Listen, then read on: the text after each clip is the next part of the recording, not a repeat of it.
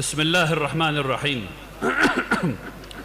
الحمد لله رب العالمين والصلاة والسلام على سيد المرسلين وعلى آله وصحبه أجمعين أما بعد علماء عظام، معزز مہمانان گرامی، تمام محققین کرام اور اہل علم و ادب، السلام علیکم ورحمۃ اللہ وبرکاتہ۔ اللہ سبحانہ و تعالیٰ کا بے حد احسان ہے، اس کا بے پناہ شکر ہے کہ ہم سب آج اس عظیم مفکر کی حیات و خدمات اور تصورات و افکار کو تقریباً ایک صدی بعد بھی اثر نو سمجھنے سمجھانے کے لیے حاضر ہوئے ہیں، جن کی فقہی بصیرت نے ہند میں اجتماعی زندگی، شریعت کے نفاذ اور اللہ کے نظام کے تسلسل کو باقی رکھنے میں ایک فیصلہ کن کردار ادا کیا۔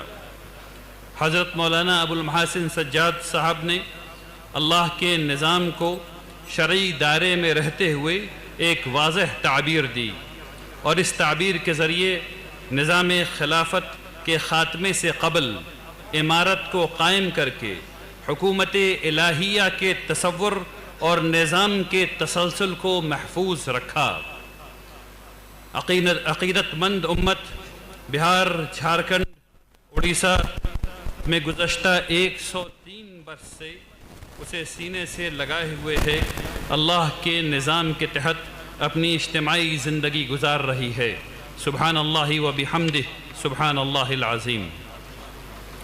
اللہ سبحانہ و تعالی کی حمد و ثنا کے بعد میں بہت شکر گزار ہوں جناب مولانا عبد القدوس شاکر حکیمی صاحب کا، جناب مولانا نوشاد احمد صدیقی صاحب کا۔ نہیں ٹھیک ہے، میری آواز پہنچ رہی ہے، اچھا ٹھیک ہے۔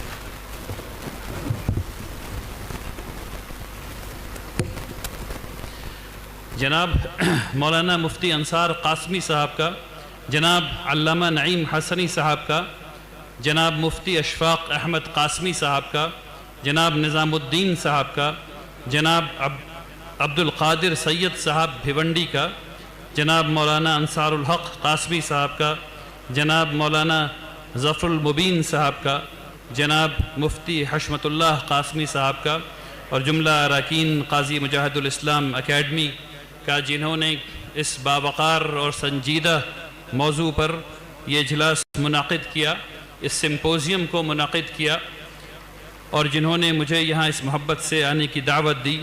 اللہ تبارک تعالی آپ سے قبول فرمائے، آمین یا رب العالمین۔ حضرات گرامی، حضرت مولانا ابو المحاسن سجاد صاحب کو سب سے بہترین خراج عقیدت ہم سب کے لیے یہ ہوگی کہ ہم ان کے فکر کو سمجھیں اور اس فکر کو زندہ رکھیں، اور وہ فکر ہے فکر امارت۔ یہ عمارت کسی قومیت، جماعت یا مسلکی حد بندی پر قائم نہیں، بلکہ کلمہ طیبہ لا الہ الا اللہ محمد الرسول اللہ پر امت کو جمع رکھنے کا ایک شرعی نظام ہے۔ انشاءاللہ آج میری گفتگو اسی محور کے ارد گرد مرکوز رہے گی۔ میری گفتگو آج قدر طویل ہے کیونکہ یہ موضوع ایسا ہے۔ میری کوشش یہ ہے کہ میں فکر امارت کو آپ کے سامنے رکھ سکوں۔ جو چیز میں آپ کے سامنے پیش کر رہا ہوں وہ میرے ہی ایک مقالے کی تلخیص ہے، اس کے مختلف حصے کی تلخیص ہے، لیکن بات یہ ہے کہ ہر دلیل ایک کے اوپر ایک بنتی جاتی ہے، تب فکر امارت بنتی ہے، اس لیے اس میں تھوڑی تفصیل ہے۔ میں کوشش کروں گا کہ یہ ختم ہو جائے، لیکن اگر نہیں ہو پائی تو میں اس کو چھوڑ کر کے انشاءاللہ بات دوسری کروں گا۔ حضرات گرامی، اسلامی قانون کبھی محض فرد کی عبادت یا ذاتی دینداری تک محدود نہیں رہا۔ اپنے ابتدا سے ہی شریعت نے ایک ایسی اجتماعی زندگی کو لازم قرار دیا جو نظم، فیصلے، اخلاق، نگرانی اور مقتدر قیادت کے تحت قائم ہو۔ عدل کا قیام، تنازعات کی اصلاح، اجتماعی عبادت، کمزور طبقات کا تحفظ اور حقوق کا نفاذ، یہ سب قرآن اور سنت میں محض انفرادی اوصاف نہیں بلکہ اجتماعی ذمہ داریوں کے طور پر پیش کیے گئے ہیں۔ قرآن اہل ایمان کو بار بار ایک منظم جماعت کی حیثیت سے مخاطب کرتا ہے۔ اللہ تبارک تعالی حکم دیتے ہیں وَاعْتَصِمُوا بِحَبْلِ اللَّهِ جَمِيعًا وَلَا تَفَرَّقُوا، اللہ کی رسی کو سب مل کر مضبوطی کے ساتھ تھام لو اور تفرقے میں نہ پڑو۔ یہ وحدت کسی جذباتی کیفیت کا نام نہیں بلکہ ایک عملی تقاضا ہے، اور تاریخ گواہ ہے کہ یہ تقاضا ہمیشہ ایسے نظام کا محتاج رہا ہے جو اس وحدت کو برقرار رکھے۔ اس طرح قرآن اختلاف کے حل کو اختیاری امر نہیں بتاتا بلکہ اس پر خاص توجہ دلاتا ہے۔ اللہ تبارک تعالیٰ فرماتے ہیں انما المؤمنون اخوہ فاصلحوا بین اخویکم، مومن آپس میں بھائی ہیں، بس ان کے درمیان اصلاح کرو۔ ہمارے معاشرے میں اصلاح محض نیک نیتی سے ممکن نہیں ہوتی بلکہ اس کے لیے ایک تسلیم شدہ نظام اور مقتدر قیادت ناگزیر ہوتی ہے۔ اس لیے قرآن کہتا ہے وَلْتَكُمْ مِنْكُمْ أُمَّةٌ، تم میں ایک منظم جماعت ضرور ہونی چاہیے۔ یہ تعبیر صراحت کے ساتھ تنظیم، ساخت اور قیادت کی طرف رہنمائی کرتی ہے۔ تاریخی طور پر یہی اجتماعی فرائض امام، امیر یا ولی امر کے ذریعے انجام دیے جاتے ہیں۔ قضا ہو یا اوقاف کا نظام ہو، اجتماعی عبادت ہو یا اخلاقی نگرانی، سب ایک مقتدر نظام کے دائرے میں ہیں۔ اصل فقہی سوال وہاں پیدا ہوتا ہے جہاں یہ نظام منہدم ہو جاتا ہے، ٹوٹ جاتا ہے یا توڑ دیا جاتا ہے۔ جب مسلمان سیاسی خود مختاری سے محروم ہو جائیں تو کیا اجتماعی شرعی ذمہ داریاں بھی ساقط ہو جاتی ہیں؟ قرآن اس کا جواب واضح دیتا ہے۔ قرآن کہتا ہے فَاتَّقُوا اللَّهَ مَا اسْتَطَعْتُمْ، اور قرآن کہتا ہے لا يُكَلِّفُ اللَّهُ نَفْسًا إِلَّا وُسْعَهَا، فریضے ختم نہیں ہوتے بلکہ اس کی ادائیگی استطاعت کے ساتھ مربوط ہو جاتی ہے، یعنی ذمہ داری باقی رہتی ہے، صرف اس طریقے میں تبدیلی آتی ہے۔ اسی فقہی حقیقت کو مولانا ابو المحاسن محمد سجاد صاحب رحمۃ اللہ علیہ نے غیر معمولی بصیرت کے ساتھ سمجھا، اور انہوں نے مسلمانوں کی غیر خود مختاری کو ایک فقہی سیاسی بحران نہیں بلکہ ایک مستقل فقہی حالت کے طور پر دیکھا، جس کے لیے ایک منظم، غیر تصادمی اور شرعی حل درکار تھا۔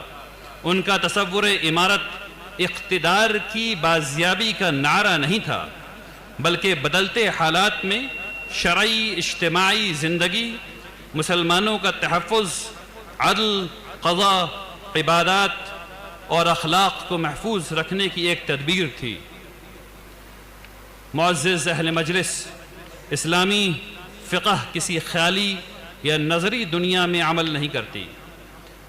فقہ نے ہمیشہ شرعی احکام کو ان کے نفاذ کی عملی حالتوں کے درمیان قائم رکھا ہے۔ خوف، عجز، جبر اور ضرورت فقہ کے حاشیے نہیں بلکہ اس کے اطلاقی ڈھانچے کا حصہ ہیں۔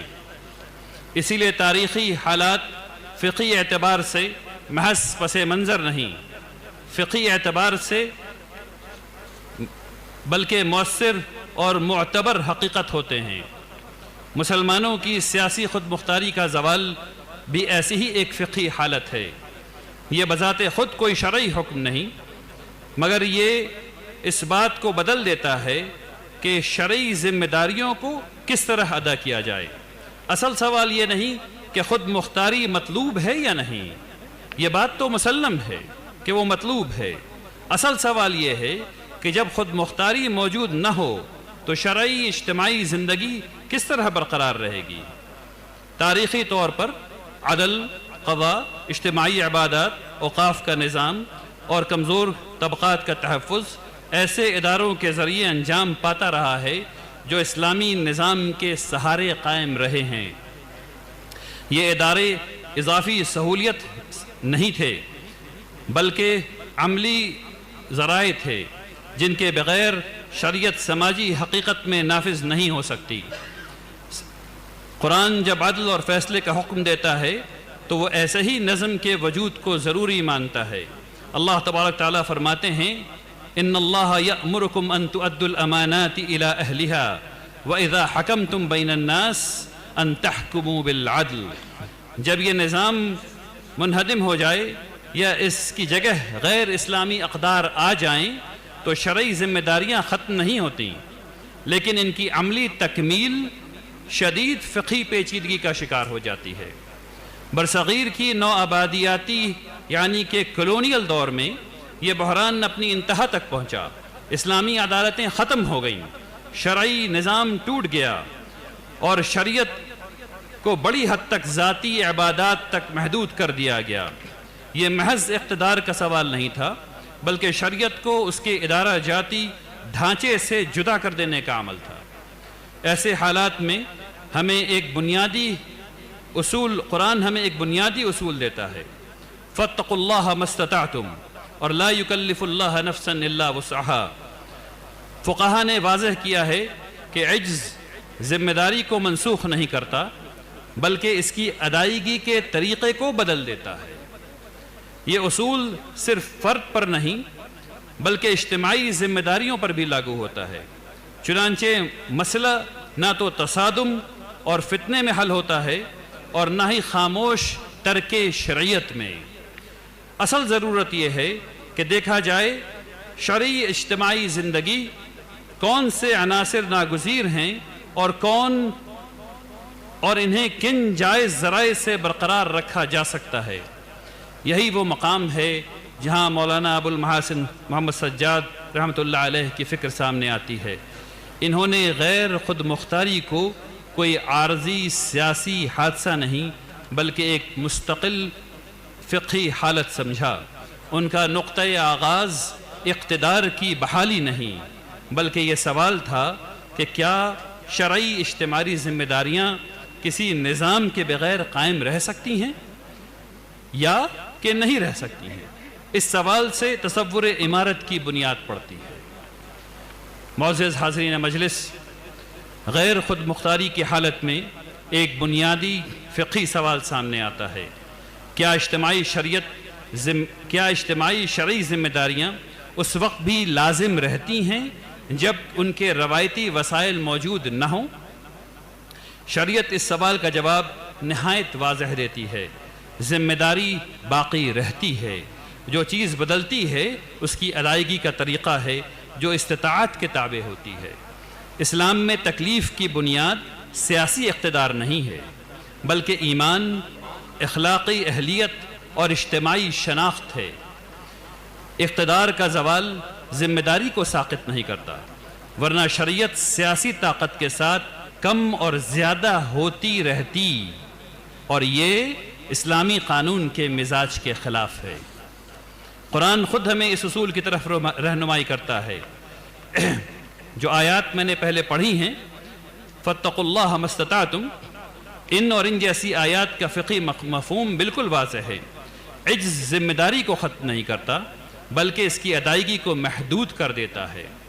آپ یہ دیکھ رہے ہوں گے کہ ہر ایک دلیل دوسرے دلیل کو اقوا کرتی جا رہی ہے اگر آپ اس پر غور کر رہے ہوں گے تو۔ اسی اصول کو علماء نے ایک جامع قاعدے میں بیان کیا ہے، ما لا یدرک کلہ لا یترک کلہ، جو پورا حاصل نہ ہو سکے اسے بالکل چھوڑا نہیں جاتا۔ یہ قاعدہ صرف فرد کی عبادت تک محدود نہیں بلکہ اجتماعی ذمہ داریوں پر بھی نافذ ہوتا ہے۔ چنانچہ خود مختاری کا فقدان عدل، قضاء، ولایت یا اجتماعی عبادت کے ترک کا جواز نہیں بنتا بلکہ ان کی حفاظت کے نئے جائز طریقوں کا مطالبہ کرتا ہے۔ قرآن واضح کرتا ہے کچھ ذمہ داریاں اپنی قرآن واضح کرتا ہے کہ کچھ ذمہ داریاں اپنی ساخت میں اجتماعی ہیں۔ اللہ تبارک تعالیٰ فرماتے ہیں والمؤمنون والمؤمنات بعضهم اولیاء بعض، یہ ولایت محض اخلاقی ہمدردی نہیں بلکہ منظم باہمی ذمہ داری ہے جس کے لیے نظم، قیادت اور تسلیم شدہ نظام درکار ہوتا ہے۔ اسی طرح تنازعات کے حل کو بھی اجتماعی فریضہ قرار دیا گیا ہے۔ قرآن میں آیا فردوہ الی اللہ والرسول، تاریخ میں یہ رجوع ہمیشہ اداروں اور قضاء کے ذریعے ہوا ہے اور اس کا لزوم ادارہ جاتی کمزوری کے باوجود باقی رہتا ہے، لہذا غیر خود مختاری کے نام پر اجتماعی شرعی ذمہ داریوں کو معطل نہیں کیا جا سکتا۔ اس سے اسلام ایک منظم اجتماعی دین کے بجائے محض نجی دینداری میں سمٹ جاتا ہے اور شریعت اس کو کبھی قبول نہیں کرتی۔ جب یہ بات طے ہو جائے کہ اجتماعی ذمہ داریاں باقی ہیں تو فقہی بحث ایک نئے مرحلے میں داخل ہوتی ہے۔ اب سوال یہ نہیں رہتا کہ شرعی اجتماعی زندگی قائم رہے گی یا نہیں، بلکہ سوال یہ ہوتا ہے کہ وہ کس منظم صورت میں قائم رہ سکتی ہے۔ یہ ضرورت کسی سیاسی خواہش سے پیدا نہیں ہوتی بلکہ یہ خود شرعی تکلیف کی داخلی منطق کا نتیجہ ہے، اور یہی وہ مقام ہے جہاں امارت سامنے آتی ہے، نہ بطور سیاسی نعرہ بلکہ بطور ایک شرعی تقاضا۔ محترم ارباب علم و فکر، جب یہ بات ثابت ہو جائے کہ غیر خود مختاری کی حالت میں بھی اجتماعی شرعی ذمہ داریاں باقی رہتی ہیں اور یہ کہ عجز ذمہ داری کو منسوخ نہیں کرتا بلکہ صرف اس کے وسائل کو محدود کر دیتا ہے، تو فقہی بحث ایک فیصلہ کن مرحلے میں داخل ہو جاتی ہے۔ اب سوال یہ نہیں رہتا کہ شرعی اجتماعی زندگی برقرار رکھنی ہے یا نہیں، بلکہ سوال یہ بنتا ہے کہ اسے کس منظم صورت میں قائم رکھا جائے گا تاکہ نہ ہی شریعت مجروح ہو اور نہ بڑا فساد پیدا ہو۔ شریعت ایسی ذمہ داریوں کی طویل معطلی کی اجازت نہیں دیتا جو اجتماعی زندگی کی بنیاد ہوں۔ اسی طرح وہ یہ بھی قبول نہیں کرتی کہ جہاں حقوق، فیصلے اور لازم نتائج وابستہ ہوں وہاں محض غیر منظم یا غیر رسمی طریقوں سے کام چلایا جائے۔ یہاں ایک بنیادی امتیاز آتا ہے، انفرادی دینداری انفرادی عبادت میں تو کفایت کر سکتی ہے، لیکن اجتماعی امور جیسے کہ عدل کا قیام، تنازعات کا فیصلہ صرف فردی تقوی سے انجام نہیں پا سکتے۔ قرآن کہتا ہے وَأَمْرُهُمْ شُورَىٰ بَيْنَهُمْ اور كُونُوا قَوَّامِينَ بِالْقِسْطِ، اور یہ آیت اس بات کی طرف اشارہ کرتی ہے کہ بعض معاملات ذاتی اختیار کے آگے بڑھتے ہیں اور ان کے لیے منظم فیصلہ سازی اور تسلیم شدہ نظام درکار ہوتا ہے۔ یہ بھی درست ہے کہ محدود حالات میں غیر رسمی تحکیم مددگار ہو سکتی ہے، لیکن فقہا نے واضح کیا ہے کہ تحکیم نہ تو مستقل ہوتی ہے نہ عوامی حقوق کمزور افراد یا دیر پا سماجی نظم کی محافظ بن سکتی ہیں۔ شرعی قضاء اس کے برعکس ایک لازم، اعلانیہ اور منظم نظام ہے۔ اجتماعی عبادت بھی اسی حقیقت کو نمایاں کرتی ہے۔ قرآن نماز کی محض ادائیگی نہیں بلکہ اس کے قیام کا حکم دیتا ہے۔ اقیم الصلاۃ، فقہا نے واضح کیا ہے کہ اقامت میں نظم، وحدت اور اجتماعی معیارات شامل ہوتے ہیں، اور یہی وجہ ہے کہ جمعہ اور عیدین محض نجی عبادت نہیں بلکہ اجتماعی نظم کی علامتیں ہیں۔ اس طرح شریعت کمزوروں کے تحفظ پر خاص زور دیتی ہے۔ یتیم، بے سہارا افراد اور وہ جن کا کوئی ولی نہ ہو، حدیث میں آیا ہے السلطان ولی من لا ولی لہ۔ یہ ذمہ داریاں جذبات سے نہیں بلکہ منظم اختیار، نگرانی اور جواب دہی سے ادا ہوتی ہیں۔ ان تمام حقائق کے بعد فقہی بحث ایک واضح نتیجے پر پہنچتی ہے۔ قضاء، نظم، عبادات اور تحفظ کے مسلسل خلا کے جواب میں امارت سامنے آتی ہے، کسی سیاسی دعوے کے طور پر نہیں بلکہ ایک شرعی ضرورت کے طور پہ، میں اس کو دہرا دوں، کسی سیاسی دعوے کے طور پر نہیں بلکہ ایک شرعی ضرورت کے طور پر امارت کامل خود مختاری کی نقل نہیں بلکہ اتنے منظم اختیارات کا نام ہے جو بڑے فساد کو روکے اور شرعی ذمہ داریوں کو ممکن حد تک برقرار رکھے۔ اس لیے فقہ کا مسلم قاعدہ ہے درء المفاسد مقدم علی جلب المصالح۔ جب یہ مان لیا جائے کہ اجتماعی ذمہ داریاں باقی ہیں، انفرادی اور غیر رسمی ذرائع ناکافی ہیں اور ترک نظم بڑے فساد کا باعث بنتا ہے تو عمارت ناگزیر ہو جاتی ہے۔ یہ اب کسی ترجیح یا سیاسی خواہش کا سوال نہیں بلکہ خود شرعی تکلیف کی داخلی منطق کا تقاضا بن جاتا ہے۔ معزز محققین و سامعین، جب عمارت کو شرعی اجتماعی زندگی کے تحفظ کے لیے ایک فقہی ضرورت کے طور پر ثابت کر دیا جائے تو ایک سوال خود بخود سامنے آتا ہے، کیا عمارت ولی کے بغیر قائم رہ سکتی ہے یا والی کے بغیر قائم رہ سکتی ہے؟ اسلامی فقہ اس کا جواب واضح نفی میں دیتی ہے۔ عمارت اپنی ماہیت میں ولایت کو ضروری مانتی ہے، یعنی ایسے تسلیم شدہ اتھارٹی جو کسی شخص یا منصب میں ودیعت ہو اور اجتماعی امور کی ترتیب و تنظیم کی ذمہ دار ہو۔ شرعی مفہوم میں ولایت نہ محض خود مختاری کا نام ہے اور نہ ہی جبری قوت کا، یہ ایک معیاری ذمہ دار اور جواب دہ اختیار ہے جو شریعت کی حدود کے اندر کام کرتا ہے۔ جہاں عمارت ہو وہاں کسی نہ کسی درجے میں ولایت لازماً اس کے ساتھ وابستہ ہوتی ہے۔ قرآن اس مقتدر اتھارٹی کو باہر سے مسلط شے کے طور پر نہیں بلکہ جماعت مومنین کے اندرونی وصف کے طور پر پیش کرتا ہے۔ قرآن یہ کہتا ہے اطیعوا اللہ و اطیعوا الرسول و اولی الامر منکم۔ یہاں اولی الامر منکم اس بات کی صریح دلیل ہے کہ وہ مقتدر اتھارٹی اہل ایمان کے اندر سے ابھرتی ہے اور اس کی اطاعت اللہ اور رسول صلی اللہ علیہ وسلم کی اطاعت کے تابع رہتی ہے۔ یہاں وہ مطلق نہیں بلکہ مقید ہوتی ہے۔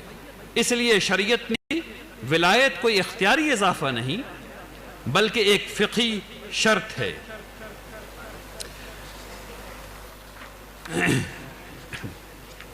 چونکہ وقت کم رہ گیا ہے اس لیے میں اپنی بات کو تیزی کے ساتھ دوسرے آگے بڑھانے کی کوشش کرتا ہوں تاکہ جو بات اور ہونی ہے وہ ہو جائے انشاءاللہ۔ ایک دو اور نکات رہ گئے ہیں جو سمجھنے والے ہیں۔ جب یہ بات واضح ہو جائے کہ عمارت شرعاً ناگزیر ہے اور اجتماعی شرعی زندگی کے تحفظ کے لیے کسی درجے کی ولایت لازم ہے تو آخری سوال یہ رہ جاتا ہے کہ مولانا ابو المحاسن سجاد رحمۃ اللہ علیہ نے اسی عمارت کو اس حالت میں کیسے اثر نو مرتب کیا جب سیاسی خود مختاری موجود نہ تھی۔ مولانا سجاد رحمۃ اللہ علیہ نے نہ خود مختاری کی اہمیت سے انکار کیا اور نہ اس کے فقدان کو معمولی سمجھا، لیکن وہ ایک دقیق فقہی سوال اٹھاتے ہیں، جب جبری قوت میسر نہ ہو اور فرائض پھر بھی باقی ہوں تو مقتدر اتھارٹی کی کون سی صورت شرعاً معتبر رہتی ہے؟ مولانا سجاد رحمۃ اللہ علیہ کے نزدیک اتھارٹی سب سے پہلے امانت ہے، غلبہ یا تسلط نہیں۔ قرآن کہتا ہے ان اللہ یأمرکم ان تؤدوا الامانات الی اہلہا، یعنی اقتدار کمزور ہو جائے تو ذمہ داری ختم نہیں ہوتی بلکہ اور زیادہ بھاری ہو جاتی ہے۔ چنانچہ عمارت اقتدار کے دعوے کے لیے نہیں بلکہ شرعی ذمہ داری ادا کرنے کے لیے ہے۔ اس اثر نو تشکیل کی بنیاد ایک قرآنی اصول ہے فاتقوا اللہ ما استطعتم، یعنی ولایت بقدر استطاعت۔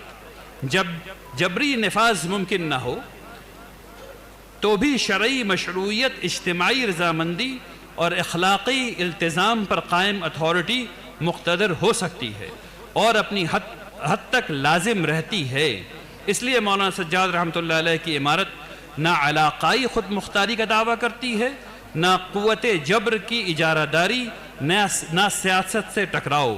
وہ صرف اتنی فعلی ولایت چاہتی ہے جتنے سے قاضی مقرر ہو سکیں، تنازعات کا شرعی فیصلہ ہو، اجتماعی عبادات کا نظم قائم رہے، کمزور طبقات کی سرپرستی ہو اور اوقاف محفوظ رہیں۔ اسی بنیاد پر مولانا سجاد رحمۃ اللہ علیہ نے محض علامتی یا مشاورتی ڈھانچوں کو کافی نہیں سمجھتے، کیونکہ افتاء قضا کا بدل نہیں اور غیر رسمی ثالثی لازم فیصلے کا قائم مقام نہیں۔ اگر وقت ہوتا تو میں آپ کے سامنے اور باتوں کو رکھتا تاکہ ہم لوگ یہ سمجھ لیتے کہ امارت اللہ سبحانہ و تعالیٰ کے بھیجے ہوئے نظام کا ہی سلسلہ ہے جو خلافت کے قائم ہونے سے پہلے رہ گیا، اور اس وجہ سے وہ تسلسل نہیں ٹوٹا ہے۔ مولانا منگیری رحمۃ اللہ علیہ اپنی کتاب میں لکھتے ہیں کہ مسلمانوں کا مسئلہ کسی ٹرسٹ سے، کسی این جی او سے، کسی چیریٹی سے کبھی نہیں حل ہو سکتا، اور وہ صرف اس وقت حل ہو سکتا ہے جب تمام مسلمان کلمے کے بنیاد پر امارت کے فکر کو سمجھیں اور اس کے پیچھے آ جائیں۔ آخر میں دعا کرتا ہوں کہ اللہ تبارک تعالی ہم سب لوگوں کو امارت کی فکر کو سمجھنے کا موقع عطا فرمائے، اس کی توفیق عطا فرمائے، اور اللہ تبارک تعالی ہم سب لوگوں کو وہ بصیرت عطا فرمائے جس سے کہ ہم لوگ اس فکر کو دور تک دیکھ سکیں، وہ دل عطا فرمائے تاکہ ہم لوگ اس فکر کو اپنے دلوں میں جگہ دے سکیں اور اس نظام کو ہر جگہ قائم کر سکیں۔ وآخر دعوانا ان الحمد للہ رب العالمین۔